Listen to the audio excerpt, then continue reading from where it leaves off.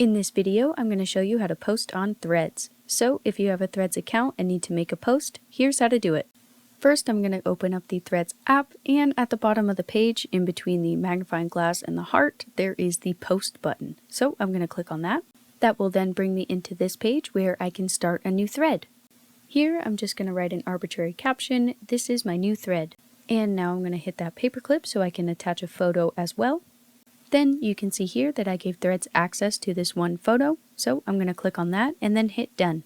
After I hit done, the picture shows up in my thread, and I also have the option to go down and add more to this thread. I can start a completely new one, add more photos, add another caption, and here I can also decide who I want to view my threads.